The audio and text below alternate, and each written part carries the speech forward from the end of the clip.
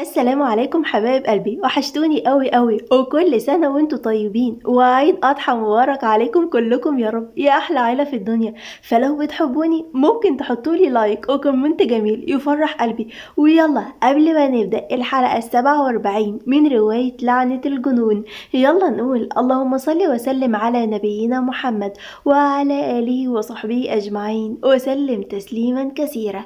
يلا بينا نبدأ. وفي قصر الحمزاوي وصلت عربية مالك ونزل منها الكل، وبعدين وقفوا لما لقوا عربية حمزة داخلة من بوابة القصر، فبصوله باستغراب وهو شايل بنت. دعاء بصدمة: يا نهار ابوك اسود، اوعى تكون سرقتها، قصدي خطفتها. حمزة بضحكة وهو داخل ووراه الكل: اتنيلي، ده انا كنت في فيلم اكشن دلوقتي، حسيت نفسي بعمل فيلم مع السقا. دعاء بابتسامة: انا كنت في فيلم دراما ونكد وعياط. حمزة بضحكة: صعبتي عليا، اختك عاملة ايه دلوقتي؟ دعاء بابتسامة: احسن بكتير، يا رب على طول بخير. وبعدين دخل لأوضة ونيم البنت على السرير وخرج واستأذن هاجر انها تفضل معاها، فرحت لها هي وجنى. وليد بفضول: حصل ايه؟ دعاء وهي بتقعد جنب وليد وخالد، فكان الكل قاعد تحت، حتى هيثم كان موجود. ما نعرفش، علمك. المهم يا حبيبتي، اختك عاملة ايه؟ دعاء بابتسامة: الحمد لله كويسة. يا رب يا قلبي تبقى بخير، قلنا بكرة كلنا هنروح علشان النهاردة الكل هيبقى في المستشفى وهتبقى مليانة. دعاء برفض: لا عادي، كمان ممنوع الزيارة، يعني محدش هيروح حتى ماما. تقى بدعاء: ربنا يشفيها ويعافيها يا رب. مالك بهدوء: يا رب. قول يا حمزة، ايه حوار البت دي؟ حمزة بتنهيدة وفضل يحكي لهم كل حاجة. عمر بضحكة: فيلم أجنبي أصلي. دعاء بصدمة: قلت كنت مسافر فين؟ حمزة باستغراب: اسكندرية. دعاء بضحكة: والله اسكندرية دي فقر، أنا مش هروحها تاني. آدم باستغراب: ليه؟ دعاء وهي بتحاول توقف ضحك: حادثة ريما وحادثة وليد وخالد وحادثة حمزة دلوقتي كلهم احنا رايحين اسكندرية. وليد بصدمة: تصدقي صح، يخرب بيت فقرها. حمزة بخوف: انا المفروض بكرة اروح، بس والله ما انا رايح. خالد بضحكة: احنا نلغي اسكندرية من قاموسنا. هيثم بضحكة: انا مش بحبها الحمد لله. دعاء باستغراب: صح ياض، مش قلت هتروح مشوار؟ كنت هروح بس جيت اخد معلومات اكتر من خالد. حمزة بتذكر: الحادثة كانت بفعل فاعل ليا. زين بعدم فهم: مش فاهم. في واحد قال لي ان الحادثه دي كانت ليا، لكن البنت دي هي اللي شربتها بدالي، وكمان قال لي ان اقول لك يا مالك ما تخليش دعاء تلعب عليه تاني، احسن يخلف بوعده ويقتلها. دعاء بخوف وهي بتحضن خالد: يا مامي، انا مال اهلي كله بسببك يا مالك. مالك بضيق: واطيه، خفتي من تهديد؟ دي حياتي، لو راحت مش هترجع تاني. المهم هو عارف ازاي؟ مش هتفرق، الشيطان مش سهل وممكن يبقى بينا دلوقتي، وانا متأكد انه موجود. فدعاء خرجت من اللعبة دي من بدري، وجهز نفسك، كل حاجة قربت تتكشف وهتقع تحت ايدي خلاص. قال مالك كلامه ومشي بهيبته المعتادة. دعاء بإعجاب: لو ما كنتش متجوزة كنت اتجوزتك يا موز اللوز انت. خالد وهو بيقرصها من ظهرها: بتقولي ايه يا حبيبتي؟ دعاء بوجع: بقول وحشتني يا روح قلبي. كان قاعد بينهم وهو بيبص لهم بسخرية وبيتكلم في نفسه: لو ظنك في مكانه يا مالك أنا بينكم ومش هتلاقيني بسهولة. حتى لو خرجت دعاء من اللعبة برضه هقتلها علشان تكون درس ليك إنك ما تلعبش معايا تاني. خالد هو بيقف وبيمسك دعاء: يلا هنطلع احنا، تصبحوا على خير. فطلع خالد ودعاء لجناح خالد وساعدته يقعد على السرير. كانت هتمشي لكن قعدت جنبه لما حست بيه وهو بيمسك ايديها، فاخدها في حضنه وهو بيقول: مش عايزك تخافي. فعيطت دعاء وهي بتدفن وشها في صدره اكتر. خالد بغضب من الشيطان: والله صدقيني مش هيعملك حاجة، هو بيهدد بس، لانه عارف لو لمس شعر بنت من بنات العيلة مش هنسيبه، ما بالك بقى انتي مراتي، لو فكر بس يعملك حاجة مش هيكفيني اقتل مراته وعياله كلهم. دعاء بشقة وكلام متقطع بسبب العياط: مش خايفة منه، أنا مش بخاف من سوسن. خالد وهو بيمسح دموعها: سوسن؟ دعاء بضيق: ايوه سوسن، علشان بيعمل كل حاجة في الضلمة، واللي بيعمل مش بيهدد. خالد بتفكير: معاكي حق، بس بتعيطي ليه مادام مش خايفة؟ دعاء وهي بتعيط تاني: خايفة على ريما. خالد وهو بيضمها ليه: مش ايديها مكسورة، هتخف ان شاء الله، والجنين مات، المفروض تفرحي كده احسن ليها. دعاء بنفي: لا، سامر قال كده علشان محدش يعرف الحقيقة. خالد بقلق: ليه، في ايه؟ فضلت دعاء تحكي له كل حاجة قالها سامر ليها وهي بتعيط بقوة. خالد بحزن على ريما: كل حاجة هتبقى خير ان شاء الله. دعاء بضيق: يا رب، علشان انا خلاص تعبت من النكد ده كله. خالد وهو بيبوس عيونها وخدها: وانا بصراحة زهقت منه، تيجي نهرب لبره مصر. دعاء بضيق طفولي: يعني انا بشكلك احزاني وانت مستغل الموقف وعمال تبوس فيا وتقولي نهرب؟ خالد بضيق: انا غلطان اني رومانسي معاكي، غوري بقى، استحمي وتعالي نامي. دعاء بضيق: لا، تبقى رومانسي في اوقات معينة مش وانا حزنانة. خالد بضحكة: يا حبيبتي احنا من ساعة ما اتجوزنا وانتي حزنانة. دعاء بعيط مزيف: بتقول عليا نكد؟ انت ما بقتش تحبني، بعتلك على الواتساب. ايه اللي بقوله ده؟ بتقول عليا نكد؟ خالد بضيق: بس بقى بكرة لما الشيطان يفرق بينا ويقتلني ابقى عيطي عليا. خلودي، انت حبيب القلب اللي غيابه بيأثر عليا بالسلب. اي حد هيحاول يفرق بينا يبقى ابن 60 كلب. قالت كلامها وهي بتبوس خده وتدخل الحمام، فابتسم بيأس منها وهو بيقول: بحب سرسجية. فحس بتليفونه بيتهز، دليل ان حد بيرن عليه، ففتح وسمع صوت سامر. وبعد مرور نص ساعة خرج دعاء من الحمام وراحت تنام في حضن خالد زي ما اتعودت. كنت بتكلم مين؟ كنت بكلم سامر. دعاء بلهفة: طب قالك ايه؟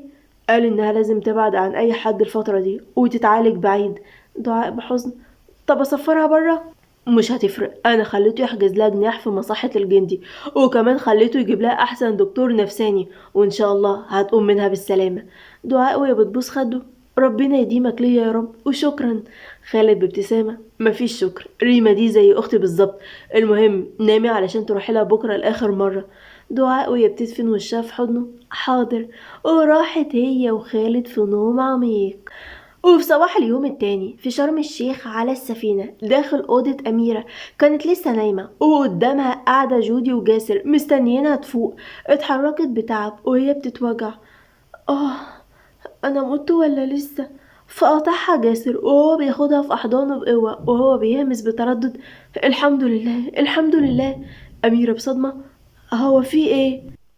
جاسر بعصبية وهو بيسيبها: ايه اللي وداكي فوق عند الحرف؟ ما نزلتيش ليه على طول تحت لما لقيت العاصفة؟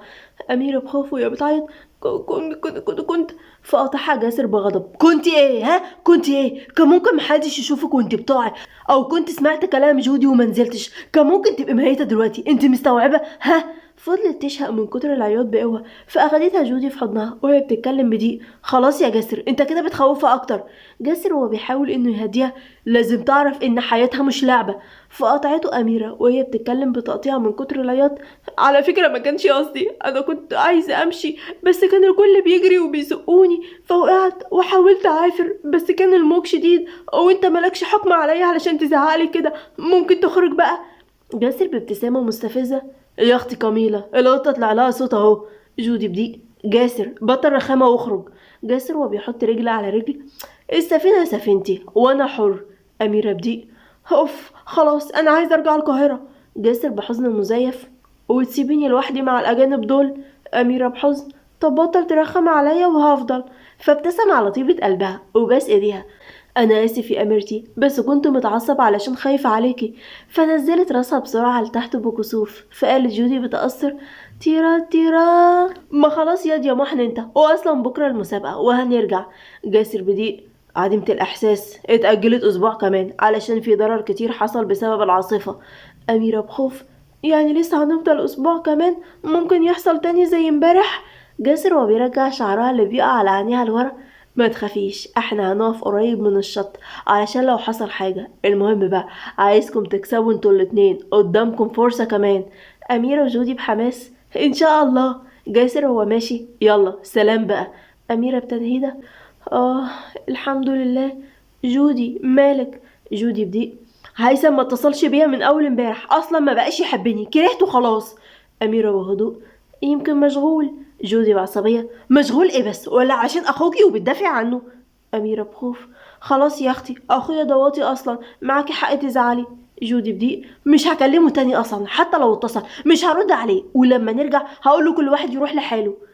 عين العقل يا بنتي، كانت جودي بتتكلم لكن قطعها صوت تليفونها، كانت مكالمة من هيثم. أميرة، هيثم بيتصل. ما ترديش كرامتك يا بنتي. قطعتها جودي وهي بتفتح على هيثم. حبيب قلبي أبو عيالي، وحشني والله. أميرة بصدمة. هو ده مش هتردي عليه وكل واحد يروح لحاله؟ هيثم بضحكة. يا بنت اتقلي شوية. اتقل ايه بس؟ ده انا بقالي 5 سنين مستنية. بقولك ايه، بحبك يا هستمتي. أميرة وهي بترمش بجفونها كذا مرة. يا بنتي كرامتك يا بنت. جودي بدي. استنى كده يا هستمتي، عايزة ايه يا اختي؟ كرامة ايه بس؟ مفيش كرامة في الحب. قالت كلامها ومشيت أميرة وهي بتقوم تاخد شاور. ربنا يشفيك من التخلف يا جودي. وفي مصحة الجندي كانت قاعدة قدام الشباك بتبص لنهر النيل والحديقة بصمت تام لحد ما سمعت صوت دق على الباب.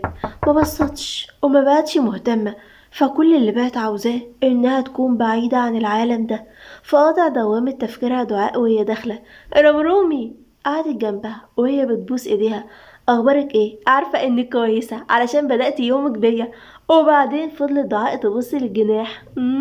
بقى جناح زي ده ليكي؟ طب انا عندي صدمة عصبية وعايزة واحد زيه. فبصت لريما بحزن وقالت بصريخ. ريما، انا حامل. فبصت لها ريما بسرعة ودموع الفرحة في عيونها. دعاء بسخرية. لا يا اختي ما تفرحش قوي كده، خالد بيبوسني في خدي بس، حتى البوسه المشبك بطل يديهالي. شكلي اخدت مقلب فيه. فابتسمت ريما وهي بترجع تبص على الشباك تاني. اتنهدت دعاء باحباط. ريمو بلاش كده، انتي قويه وهتقدري، وكمان ماما. فقطعتها ريما وهي بتضغط على ايديها بقلق. دعاء بابتسامه وهي بتحضن ريما. ما تخافيش، هي كويسه وبتدعيلك كمان تخرجي بالسلامه. انا قلت لهم كل حاجه والكل بيدعيلك. معقول هتضعفي؟ احنا عايزينك ترجعي لينا ريما اللي كلها حيوية. ارجوكي حاولي علشان حتى انا بس. فشدت ريما في حضن دعاء وهي بتعيط من غير صوت. دعاء وهي بتمسح دموعها. ايوه كده، فوقي وهتتعالجي وهتخرجي علشان تحضري فرحي انا واسيل وسما. وكمان انتي مش ناقصه، انتي مش ذنبك ان واحد حيوان خد حاجه مش من حقه. بس متاكده ان هيجي واحد ابن حلال مش هيهمه الماضي بتاعك او اي حاجه. فقطعها دخول سامر ليهم وهو بيبتسم. دعاء بصدمة. المفروض احس ان دي اشارة واقول انك انت ابن الحلال. سامر باستغراب. ابن حلال ايه؟ اللي هيتجوز، قصدي اللي هيستحمل. يا اختي بكرة هتعرف اخبارها ايه. سامر وهو بيبص لريما اللي بتبص للشباك. هقولك بره، يلا بقى علشان تروحي. دعاء وهي بتبص راسها. هتوحشيني وخليكي قوية ومعاكي تليفون، اتصلي بيا في اي وقت. قالت كلامها ومشيت ورا سامر. فقالت بحزن. يعني مش هشوفها خالص غير لما تخف؟ سامر بهدوء. ان شاء الله هتخف باسرع وقت، دلوقتي عملت رد فعل. بصت عليا وضحكت وحضنتني وفضلت تعيط. سامر بابتسامة. بس كده اول خطوة من العلاج انها تعيط، ومعنى انها تبص عليك وتضحك تبقى سامعة كل حاجة. محتاجة بس حد يخرجها من دوامة تفكيرها، وده شغل الدكتور. طب عايزة اتعرف على الدكتور ده. سامر بغمزة. وخالد عارف انك عايزة تتعرفي عليه. دعاء بضيق. قصدي اشوف مين اللي هتفضل معاه اختي طول الفترة دي. طيب يا ستي انا الدكتور. دعاء باستغراب. مش انت جراحة؟ انا كل حاجة يا اختي. دعاء بضيق. درست كل حاجة وانا كنت بكسل انزل اروح الدرس. المهم تخلي بالك من ريما. سامر بابتسامة. ريما زي اختي بالظبط في عيوني. دعاء وهي ماشية. شكرا، يلا باي. قالت كلامها ومشيت مع الحراسة. وفي قصر الحمزاوي كان الكل قاعد على السفرة بيتغدوا. فقطعهم الخدامة وهي بتقول. البنت بتاعت الحادثة فائت وعايزة تشوف اللي ساعدها. حمزة وهو بيقف. تمام، رايح لها. فدخل الأوضة لقى بنت قاعدة وحاطة شعرها على كتفها ومش باين من ملامحها حاجة. شعرها من اللون البرتقالي الغامق زي غروب الشمس. فقال حمزة بتوتر. ايه يا أنسة؟ فرفعت راسها وهي بتبتسم. اهلا، انت اللي ساعدتني. كان حمزة مش سامعها، كان بس بيبص لها بصدمة، مش مصدق ان في زي الجمال ده في العالم.